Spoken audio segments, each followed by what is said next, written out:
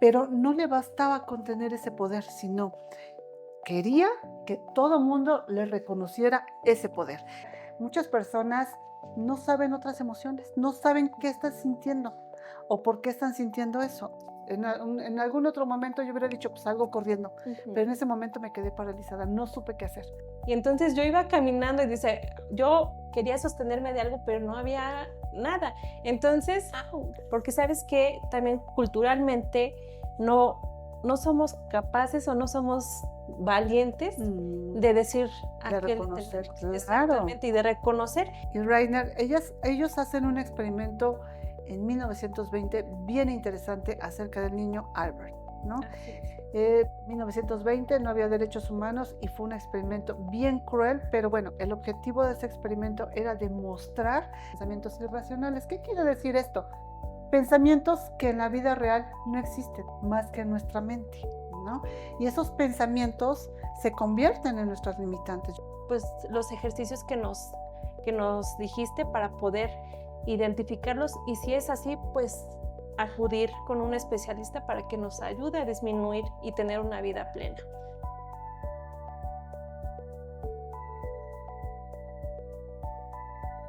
Hola, hola, ¿qué tal? Buenas noches. Yo soy Monse y estamos grabando. Ay, no sabes qué otra vez. Se me fue la onda bien gacho. Ah, bueno, otra vez. Hola, hola, ¿qué tal? Bienvenidos y bienvenidas a un capítulo más de Ya estuve ahí. Y bueno, para los que aún no me conocen, yo soy Monse. Y yo soy Karina y estamos muy contentas de estar nuevamente aquí con ustedes. Y bueno, el día de hoy vamos a hablar de un tema bien interesante, que es El el miedo. miedo. Y saben que yo les quiero hacer dos preguntas, Cari, así que anótenle ahí, por favor. Y me gustaría saber si el miedo para ustedes es un obstáculo o un aliado. Y la segunda pregunta es, si tuvieras el poder de eliminar el miedo, ¿qué es lo que harías primero? Híjole, Monche, antes de empezar a grabar, cuando hiciste esas preguntas, ay, me pusiste en jaque porque me pusiste a pensar realmente, ¿no? Entonces, contestar esas preguntas, bueno, la primera es como muy fácil para mí, pero la segunda me hizo pensar, ¿no? O sea, ¿cuál es mi miedo? O sea, si yo no, ¿cómo es tu pregunta? Para que la gente también la conteste. Si tuvieras el poder de eliminar el miedo, ¿qué sería lo primero que harías? Bueno, fíjate que pensándolo y pensando y pensando en esa respuesta, llegué justamente pues a la raíz de mi miedo. Y mi miedo tiene que ver justamente con lastimar a las personas que amo, ¿no? Entonces, a veces por este miedo nos limitamos a decir, a hablar, a hacer muchas cosas. Entonces, el miedo a lastimar, por ejemplo, a las personas que amas, me ha llevado a alejar a las personas o a no alejar a las personas Ujú. que cualquiera de los dos, pues, a veces puede ser dañino o contraproducente. Entonces, Así es. el miedo, pues, es algo, híjole, bien importante, pero, pues, gracias al miedo también los psicólogos tenemos trabajo, ¿no? Entonces, a ver, tu miedo, Monse, ¿cuál es tu miedo? Ay, Cari, ahorita me haces recordar en los 2000 cuando estaba de moda enviarnos o reenviarnos correos, y fíjate que me llegó uno donde había una chica muy bonita, pero después tuvo un accidente y quedó quemada. Entonces, mi miedo es morirme quemada. Híjole, qué fuerte, ¿no? Porque fíjate que el miedo, pues, nos ha llevado muchas veces a tomar decisiones o a limitarnos, ¿no? Pero ahorita lo vamos a ir explicando. En este programa van a aprender lo que es el miedo, qué pasa de manera interna con este miedo y, bueno, también por qué se da y qué es lo que tenemos que hacer justamente para esto. Así es. Entonces, antes de comenzar, yo quisiera platicarles un pequeño cuento, así, lo voy a tratar de resumir muchísimo, justamente para que empecemos a platicar de este miedo. Esto sucedió en un reino muy, muy lejano. En ese reino había un rey y ese rey era muy poderoso. Era tan poderoso que pues dominaba y controlaba a todas las personas, a sus súbditos. Pero no le bastaba con tener ese poder, sino quería que todo mundo le reconociera ese poder. Entonces, él no tenía un espejo mágico como la madrastra de Blancanieves, ¿verdad? Que le preguntaba a su espejo todo, pero tenía a sus súbditos y a sus sirvientes, entonces siempre los mandaba a traer y les decía, a ver, dime, ¿quién es el más poderoso de este reino? No, pues tú, ¿no? Pero siempre que les decía eso a sus sirvientes y le decían que él era el más poderoso, terminaban la frase diciendo, pero el mago que vive también en este pueblo, pues él tiene un don que tú no tienes, que es leer el futuro. Entonces, eso al rey, híjole, le generaba mucho enojo, mucho conflicto, tenía mucha envidia porque decía, o sea, yo soy el más poderoso, yo soy el que las puede todas aquí en este reino, ¿y por qué admiran a este mago, no? Que no tiene nada, ni siquiera tiene dinero como yo. Entonces, pues él no podía luchar contra eso. Entonces era un rey pues muy egoísta, que todo era justamente enfocado a él y a sus necesidades y al pueblo, pues vivía muchas injusticias, atrocidades, pobreza, bla, bla, bla. Y la gente del pueblo quería mucho al mago. Entonces, un día el rey planeó algo.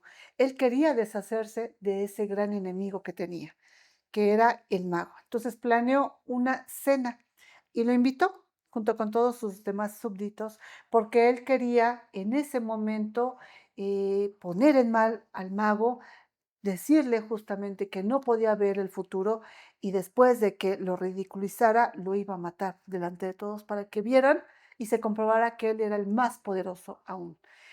Y bueno, pues planeó la comida, la cena, y pues ya estaban ahí todos en la recepción, y de repente el rey, en este afán de ridiculizar al mago, empezó a decirles, a ver, mago, ven para acá. Pues toda la gente se cayó, hizo un círculo y le dijo, me han dicho que tú tienes un gran don, que es ver el futuro. El mago, sonriente, sabiendo para dónde iba todo esto, solamente lo miró afablemente y le dijo sí. Y bueno, pues si eres tan poderoso tú y sabes leer el futuro, dime, ¿cuál es la fecha de tu muerte? ¿Cuándo te vas a morir? Pero en ese momento, mientras el rey decía eso, estaba acariciando su espada, ¿no? Porque él estaba planeando que una vez que diera esa respuesta, pues le iba a clavar la espada para que se demostrara en ese momento, pues que no tenía ningún poder. El mago, como era muy astuto, pues lo miró fijamente y le dijo, sí sé cuándo me voy a morir, y sé la fecha exacta. Y entonces el rey le dijo, ¿cuándo te vas a morir? Un día después de tu muerte. En ese momento, el rey sintió mucho miedo porque dijo, si lo mato ahorita, pues quiere decir que yo también me voy a morir. Y por el miedo a la muerte, pues lo dejó vivir. Y no nada más lo dejó vivir, sino le dijo, te llevo a mi castillo, te consiento, ¿no? Te tengo vigilado siempre para que estés con vida, para que así, pues mientras tú vivas, yo también voy a vivir y no va a haber ningún problema. Entonces, a veces como el miedo, lo que te decía hace un rato, ¿no? Nos permite o quedarnos o alejarnos de alguna situación. Pero bueno, el miedo, ¿qué es el miedo? Pues mira, Cari, el miedo es una emoción básica y primitiva. Si hacemos una recapitulación, pues nuestros antepasados la activaban para poder proteger a su familia o a sí mismos. Y bueno, pues conforme pasa el tiempo, pues ha evolucionado ese miedo, pero al final sigue activo. Claro, el miedo es una respuesta fisiológica natural, innata, que todas las personas la tenemos y que esa respuesta innata sale cuando nos enfrentamos a alguna situación de riesgo, Así ¿no? es. Y a veces la respuesta que tenemos ante esa situación puede ser una respuesta adaptativa de supervivencia o de inmovilización para estar, pues, de una u otra manera estable ante esa situación de riesgo, ¿no? Así es. Entonces, yo quisiera nombrarles a 3 personas que hacen una conceptualización del miedo desde diferentes, épocas, ¿no? Empezamos con Darwin. Darwin nos dice que el miedo, 1872, es una respuesta para, sobrevivir, adaptativa. Es decir, el miedo nos ha permitido tener esa evolución. Si nuestros ancestros, como tú bien lo decías, no hubieran tenido miedo a morir, pues no existiríamos, porque hubiéramos dejado que pues los depredadores acabaran con la humanidad, ¿no? Ujú. Entonces, el miedo a la sobrevivencia, pues nos ha permitido mantenernos con vida, ¿no? Así Y es. lo vemos actualmente. O sea, tú sales a la calle y no te atraviesas, te fijas para ver si viene un carro, ¿no? Porque el miedo a que te pase algo, al dolor, nos hace sobrevivir ante una situación, ¿no? Así es. Entonces, Darwin nos habla desde esa percepción o desde ese enfoque lo que es el miedo. Luego tenemos también a Paul Ekman, 1992, el padre de las microexpresiones. Y él nos dice que la emoción del miedo es una emoción universal, es decir, todo mundo la sentimos. No importa si eres güero, si eres moreno, si eres de un continente, de otro, si tienes dinero, todos hemos sentido o Ujú. podemos sentir miedo porque es una emoción universal que todo mundo tenemos, así como la alegría, el enojo, La ¿no? La tristeza. tristeza, el miedo es una emoción universal. Así Y es. bueno, también Barlop en 1900, no, en el 2002 nos habla justamente que el miedo puede ser una respuesta emocional ante una situación para sobrevivir, ya sea físicamente o emocionalmente hablando, ¿no? Exactamente. ¿Y sabes qué también, Cari? Para agregar un poquito más de ciertos autores, me gustaría mencionar a Robert Plutchik, que él creó una herramienta valiosísima y que veo que ahora la aplican también en las escuelas, Ah, que muy es, bien. sí, que es la flor o la rueda de las emociones. Y en él, pues, se plasman 8 emociones básicas y que de ahí se derivan más. Es como el círculo cromático de los artistas que utilizan para hacer la combinación de colores, pues así sucede con las emociones. Cada vez que se unen dos, forman otra más de mayor a menor intensidad. Fíjate qué interesante, porque fíjate, hablamos de las emociones universales, ¿no? Pero esto que estás diciendo es súper importante, porque, por ejemplo, a mí en terapia, muchas personas no saben otras emociones, no saben qué están sintiendo o por qué están sintiendo eso, o a lo mejor que la emoción ya evolucionó a otra, ¿no? Entonces, a aprender acerca de esta variación de intensidad de emociones, pues también es importante para conocernos nosotras mismas, Así ¿no? es, Cari. Y bueno, ¿qué es lo que pasa con el miedo ante esta respuesta biológica? Yo quisiera platicarles un poquito acerca de esto para que vayan entendiendo qué pasa a nivel neuroquímico con nuestro cerebro ante una situación de riesgo. Nos maneja, por ejemplo, dos enfoques importantes. El primero que quiero es que ustedes sepan que el miedo tiene que ver con una respuesta fisiológica, neurológica, inconsciente. ¿Qué quiere decir esto? Que cuando nosotros nos enfrentamos a una situación de riesgo, tenemos una parte en el cerebro que es la amígdala, que se encuentra justamente atrás de la oreja, y ella nos va a dar la respuesta de huida ante una situación. Cuando la amígdala se pone hiperactiva, nuestro cerebro va a tomar decisiones y va a dar una respuesta fisiológica ante esa situación. Es decir, ejemplo, nos encontramos en un callejón y de repente vemos a una persona que se nos va a acercar y que sabemos que nos va a hacer algo. ¿Qué es lo que hacemos? Mi amígdala se pone hiperactiva, se activa y puedo correr rapidísimo y huir de una situación de riesgo. A lo mejor yo nunca corro, pero en ese momento fui como flash, ¿no? Oh. O saco fuerza, Ujú. no sé de dónde, pero lo hago. Entonces mi cerebro se vuelve hiperactivo y puedo hacer cosas que a lo mejor en mi vida cotidiana no puedo hacer, pero que en ese momento es mi mecanismo para sobrevivir ante una situación. Luego tenemos la amígdala hipoactiva. ¿Qué significa eso? Que ante una situación de riesgo, mi cerebro lo que va a hacer es que la respuesta que me va a dar es quédate inmóvil. Así como las zarigüeyas de la era del hielo, que Ujú. cada vez que ven a un depredador se hacen las muertas y se quedan quietas, a veces así nos pasa. Y lo podemos ver, por ejemplo, en un sismo. Está temblando y ¿qué es lo que hacemos? En algún otro momento yo hubiera dicho, pues salgo corriendo, Ujú. pero en ese momento me quedé paralizada, no supe qué hacer. Es porque justamente no es algo consciente, es algo que el cerebro manda de manera de respuesta inmediata Ujú. y que tu cuerpo obedece. ¿Sale? Entonces nos quedamos paralizados, pero también es un mecanismo para sobrevivir ante una situación. Estamos ante un depredador y en lugar de huir, me quedo quieto. ¿no? Y eso me Sí, sí, permite salvar la vida. exacto. Eso es por la parte biológica. Joseph Ledoux, por ejemplo, hace una construcción interesante acerca de esta teoría del miedo. Él nos maneja dos enfoques importantes. El primero tiene que ver con la respuesta inconsciente, que es todo esto que yo les decía. El cerebro toma decisiones, evalúa la situación, toma decisiones y tú no sabes ni cómo le hiciste, pero ya saliste de esa situación, ¿no? Y la otra Mm. tiene que ver con la respuesta consciente. ¿Qué significa esto? Que ante una situación de riesgo, tu mente va a hacer un análisis real de la situación y va a tomar decisiones de qué es lo mejor en un incendio, por ejemplo, ¿no? ¿Qué es lo mejor? Que me tire, que me salga, que eche agua. Entonces, pero eso es en cuestión de milésima de segundos que tu cuerpo analiza la situación, tu mente, y toma una respuesta ante esa situación. Entonces, Ledoux hace esa construcción teórica acerca del miedo para sobrevivir.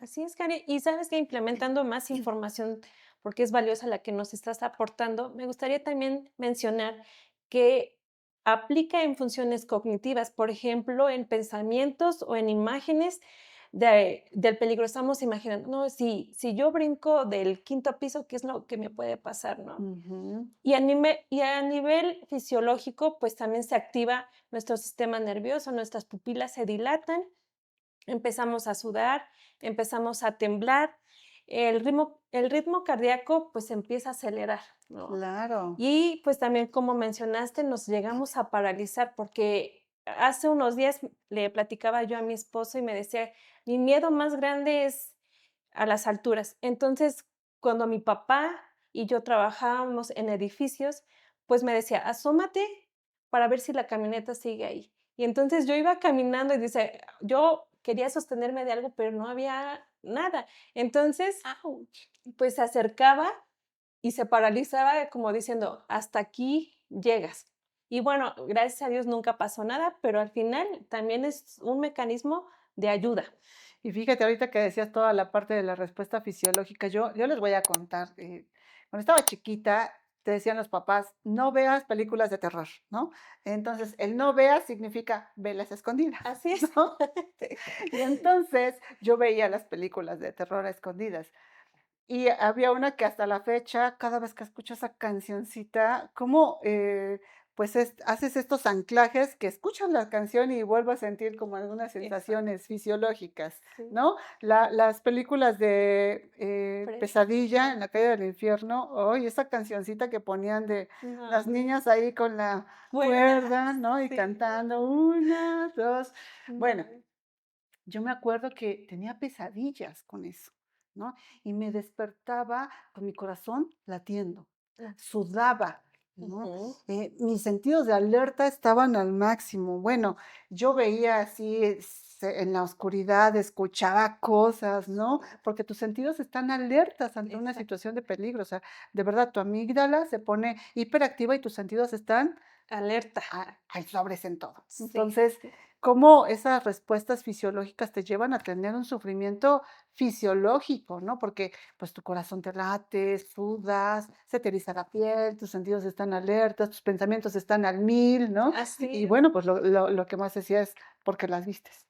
¿Por qué no obedeces a tus papás?". Así que obedezcan, eso es importante, ¿no? Sí, así es.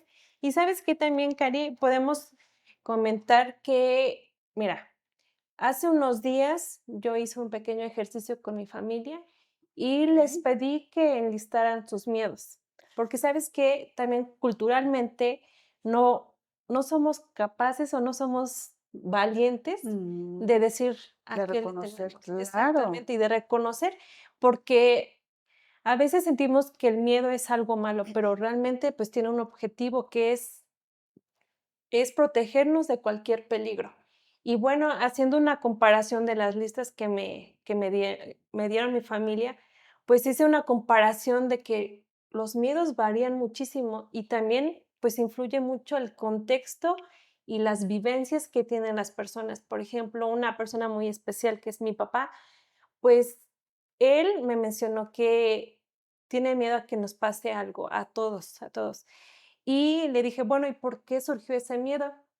Me dice: "A través de la pérdida de tu hermanito". Entonces, pues ahí ya reconozco que cuando también no se trabaja pues empieza también a repercutir en la vida. Ujú. Sí, fíjate que ahorita que lo dices, bueno, pero quisiera como explicarlo más adelante, esto que estás diciendo que es bien importante, y yo creo que eso es lo que les va a ayudar a las personas también a aprender a vivir con esto, porque déjenme decirles que el miedo, pues es una emoción bien bonita, si lo vemos desde la parte funcional, que ahorita lo vamos a ir viendo, ¿no? Sí. Pero bueno, eh, em, el miedo desde la parte conductual, ¿cómo es esto? Bueno, eh, nos dicen que el aprendizaje. Digo, el miedo puede ser un aprendizaje justamente Ujú. conductual, ¿no? Y se puede incluso inducir ese miedo, ¿no? Aprendido.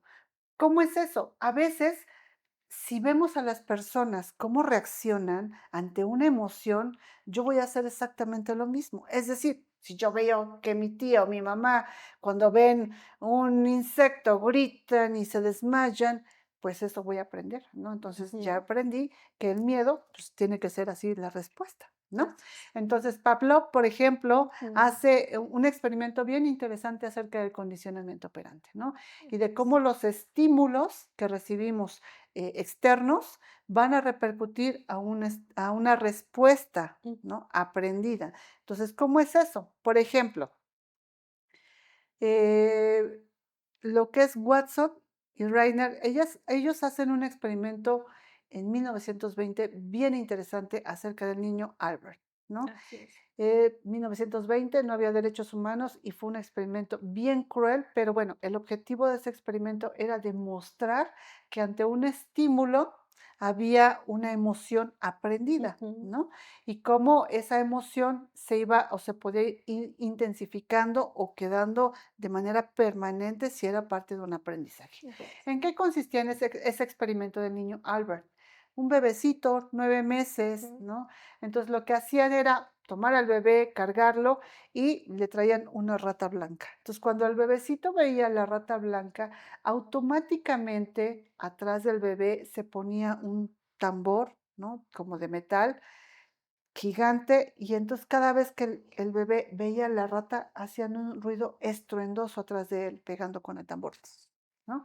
Entonces el bebé, al escuchar ese ruido tan estruendoso, pues obviamente se espantaba y empezaba a llorar, ¿no? Ujú. Pero ese ruido estruendoso, ese miedo lo asociaban con la rata que le ponían. Entonces, cada vez que el bebé veía a la rata, sabía automáticamente que iba a haber un susto, miedo, ese Ujú. ese ese ruido estruendoso que lastimaba. Entonces, al principio empezó así. Te das cuenta que el miedo puede ser algo aprendido ante un estímulo. Pero, Ujú. ¿qué pasaba después? Después, si el bebé veía la rata lejos o veía un peluche blanco o cualquier cosa que se asociara a una rata, pues automáticamente el bebé entraba en pánico y lloraba, porque Así sabía es. que eso era símbolo de miedo. Ujú. Entonces, como el miedo es algo aprendido, ¿no? Y tiene que ver justamente con estos estímulos. Por ejemplo, yo les quiero compartir, a mí me da pánico, y se los voy a confesar, tocar un timbre. No puedo tocar ¿En un timbre. serio? ¿Y ¿Por por qué? qué? Porque antes, cuando mi mamá me mandaba a ver a una tía que vivía a la vuelta de su casa, pues su timbre siempre daba toques. Ay, Y no. entonces, pues a mí se me olvidaba, yo llegaba con la tía y tocaba y pues me electrocutaba, ¿no? No, Y pues. entonces, como eso se queda plasmado como un anclaje en tu pensamiento, entonces cada vez que yo tengo que tocar un timbre, tengo que hacer esto, tomarlo así con algo más Para que no te para que no me toques. dé toques, No, no, porque me no. da miedo, ¿no? Entonces, Sí, eso es un ejemplo clarísimo. básico del condicionamiento, ¿no? Ante Exactamente. un miedo. Sí, ¿y sabes qué, Cari? Ahorita me haces recordar también, hace algunos meses, en la escuela en donde estudio, nos mandaron un video de cómo las microexpresiones de las mamás Ah, influían claro. muchísimo en los bebés. Recuerdo que era una alberca, obviamente con su base para que no se hundieran los bebés.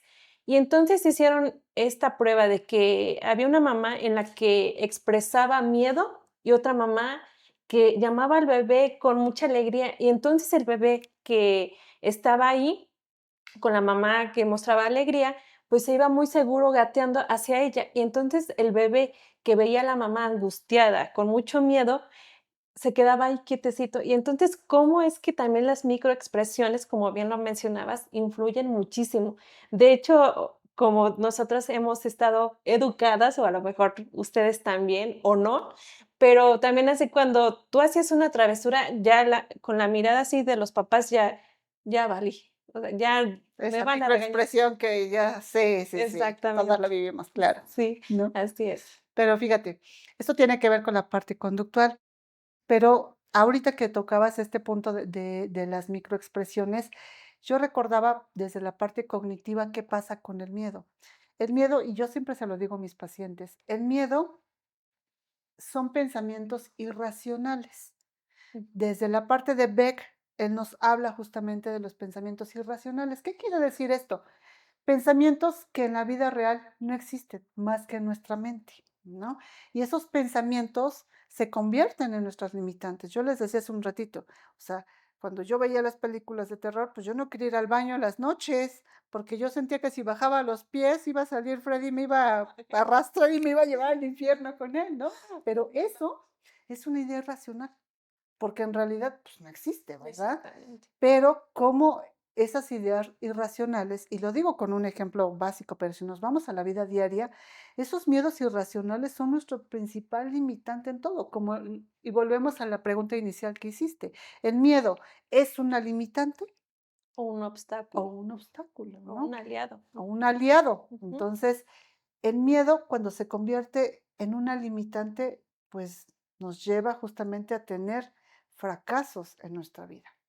¿Sale? Nos lleva a tener emociones de malestar, porque, Exactamente. ¿qué es lo que pasa? El miedo, pues, se convierte en nuestra peor pesadilla, Así ¿no? es. Nuestros miedos, y solamente existen en nuestra cabeza.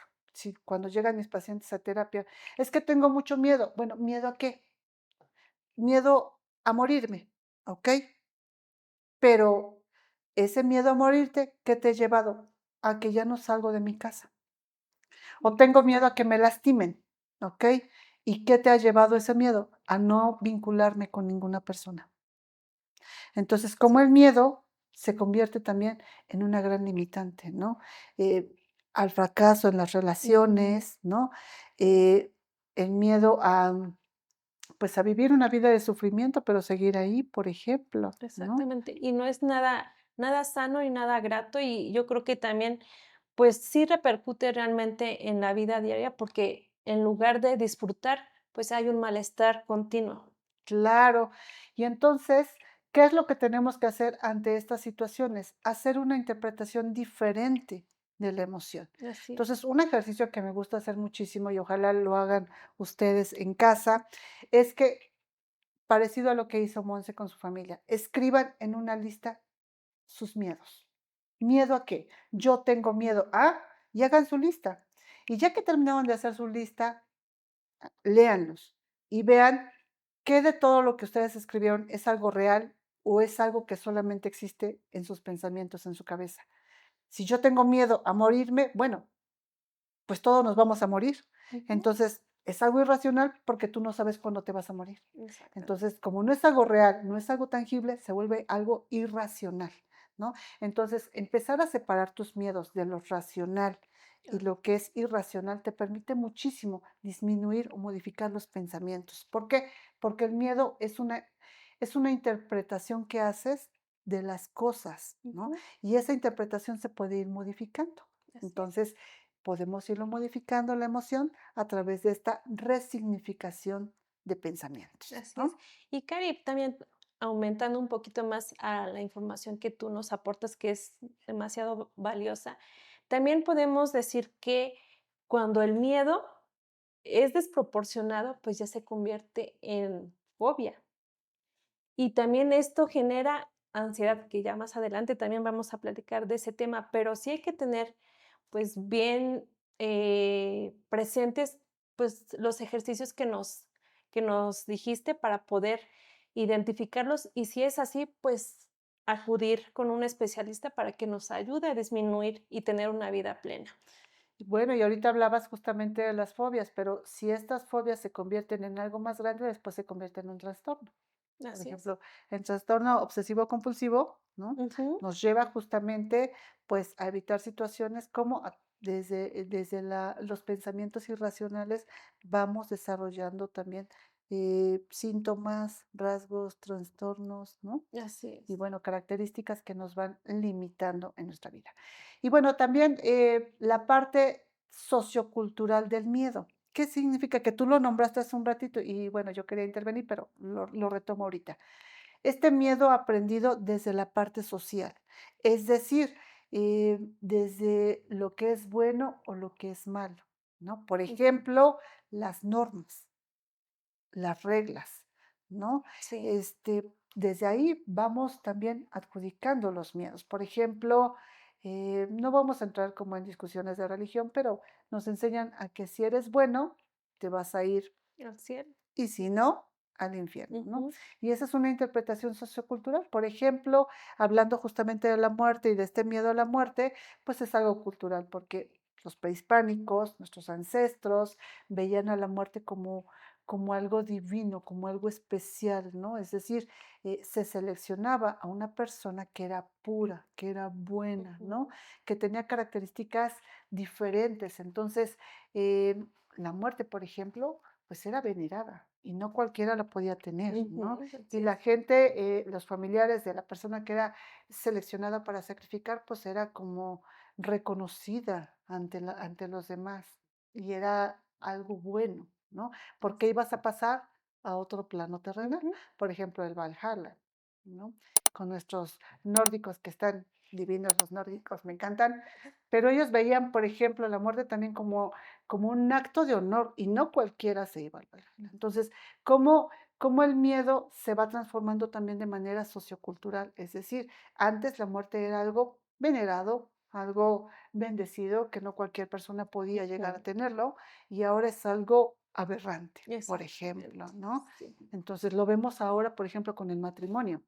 Antes era, te casas y te así es. casas por todas las leyes, Así ¿no? es, y hasta que Porque la muerte los separe. ujú, ¿no? Y el miedo se basaba en no poder cumplir con esa expectativa. Entonces, las solteras, pues, eran las que eran, pues, discriminadas Ujú, socialmente, así ¿no? es. Entonces, eran visto como algo malo la soledad, como Ujú, algo feo. sí. Ahorita socioculturalmente se va transformando, Sí, ¿no? así es, y ya no son tan juzgadas o tan señaladas, O las que deciden no ser mamás, también. o los que deciden nunca casarse. Ujú, así es. ¿No? Sí. Entonces, cómo los miedos también se van transformando socialmente, ¿no? Y tiene que ver con la cultura, con la religión, con las normas, con las reglas, con la experiencia previa que se Ujú, tiene también, eso es importante, ¿no? Y así los aprendizajes que hemos tenido. ¿Y quiénes influyen en esta transformación sociocultural de las emociones, de lo que estamos viendo? Pues los medios de comunicación, por ejemplo, ¿mm? así es. Ellos influyen muchísimo también, pues, para que tú vayas construyendo emociones y aprendiendo cómo vivir esas emociones. Entonces, resumiendo todo esto, ¿el miedo es un obstáculo, es una limitante o qué es para ti, Monse? Pues fíjate que es mitad y mitad en ciertas situaciones. Claro, cuando el miedo se acerca a mí o llega a mí para protegerme, entonces es mi aliado. Pero cuando me obstaculiza, entonces sí es una limitante. Entonces necesito trabajar en ello. Claro, y esto que dices es bien importante, ver su miedo desde dónde está, ¿no? Para empezar, saber y entender que el miedo es una emoción natural. Es una emoción, no es buena ni mala, simplemente es una emoción que tenemos. Y está bien sentir. Entonces, validar nuestra emoción va a ser muy importante en todo esto. La validación emocional nos permite reconocer la emoción, escucharme. ¿Por qué tengo miedo? Darle voz a esos Ujú, pensamientos me va a permitir vivir las cosas diferente. No está mal sentir miedo, es una emoción natural, es una emoción innata, solo tenemos que ver cómo estamos viviendo ese miedo. Porque si ese miedo me permite, como tú lo decías, para sobrevivir, bendecido, bendecido así, miedo, ¿no? Porque exacto. gracias a eso me puse trucha. Pero si ese miedo se convierte en mi limitante, ¿qué estoy haciendo con mi vida? ¿No? ¿Qué estoy perdiendo? ¿Qué estoy sufriendo? Y a partir de eso, empezar a hacer algo al respecto. Así. Entonces, validemos la emoción, hagamos conciencia, escuchémonos, hagamos algo al respecto. No sé si ustedes tienen dudas, pero si tienen dudas, escríbanos, por favor, en el chat. Estamos tomando en cuenta sus comentarios porque ahorita ya vamos a hacer, pues, algún programa justamente de lo que nos pidieron acerca de los videojuegos. Así es, de la violencia y qué bueno que tengan ese interés de aportar también temas, porque a nosotros nos sirve también para poder, pues, mandar mucha información para ustedes. Y bueno, pues estamos muy contentas. Gracias por estar aquí con nosotros. Si tienen dudas, comentarios, escríbalo y vamos a estar atentas. Les agradecemos muchísimo y nos vemos el siguiente episodio. Que tengan una bonita noche. Bye. Bye, bye, bye.